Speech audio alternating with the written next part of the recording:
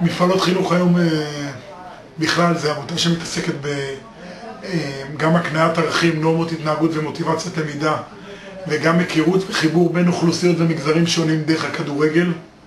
היא עובדת בשיתוף פעולה מלא עם מועדון הכדורגל הפועל תל אביב, והוקמה בעצם על ידי הבעלים בעבר של הפועל תל אביב, סני סגול, מושיק תאומים ומוטי אורנשטיין, שראו בה הכדורגל כלי בעצם העצמה חינוכית ולעזרה לאוכלוסיות נזקקות. היום מפעלות חינוך מפעילה מעל 20,000 חניכים בפריסה ארצית בצפון ובדרום, מכל האוכלוסיות והמגזרים, בילדים על כל הרצף הטיפולי. מילדים בתוך בתי הספר נורמטיביים, דרך פנימיות, מרכזי קליטה, ילדים בעלי צרכים מיוחדים.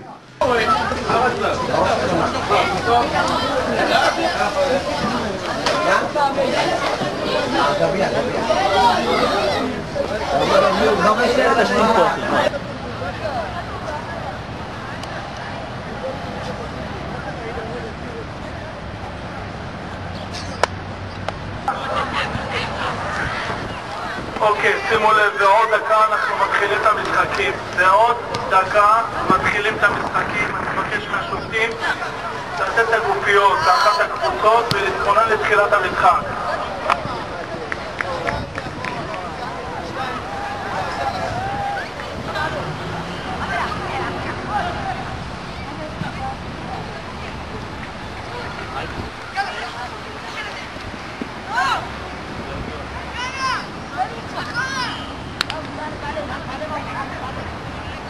כל הכבוד, יפה! להתחיל לדחוף למעלה, אני רוצה שוויון כבר!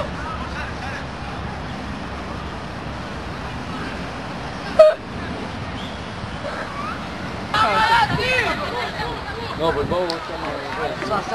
בואו שם... יפה, חוץ, כולה למעלה! באמצע! תריב! איי,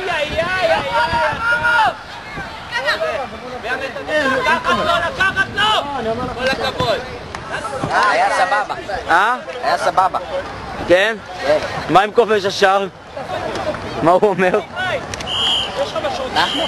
מה אתה אומר? יש לו עצים הזה. למה? כי הפסדתם? מה אז מה? לא תמיד מנצחים. יש עוד משחק? אני לא אוהב שאני מפסיד. אתה לא אוהב?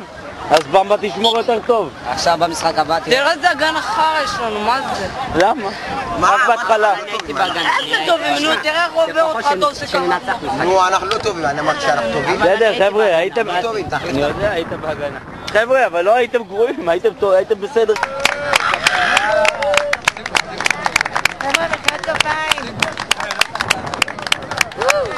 קודם כל, בשם מפעלות חינוך בחברה והפועל תל אביב והנציגים, אני מקווה שתרגיש טוב, תחזור במהרה. אני בטוח, גם בתור אוהד הפועל, גם בתור אחד שעובד במפעלות חינוך בחברה, אני בטוח שאם לא היית פצוע, היום היית בנבחרת, את המקום שלך הוא שם, והכי חשוב הבריאות.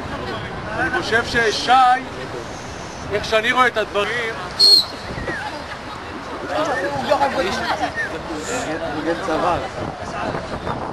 הטורניר שהיה פה היום זה אחד מתוך מספר גדול של אירועים של כאלה לאורך כל השנה, שיחד עם החוויה שהילד עובד כל שבוע במפגש חינוכי ובמפגש ספורטיבי ביישוב שלו, להגיע לפה לטורנירים ואירועי שיא.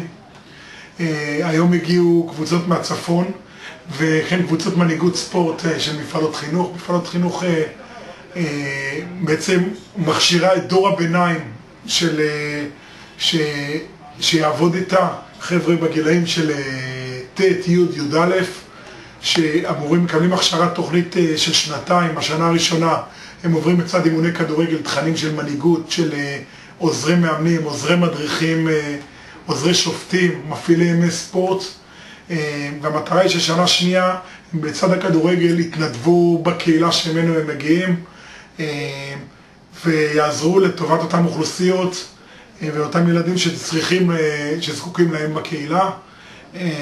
דרך זה המטרה לגרום לבני נוער להיות מעורבים, להיות משפיעים, לתת להם הזדמנות בקהילות שמהם הם מגיעים.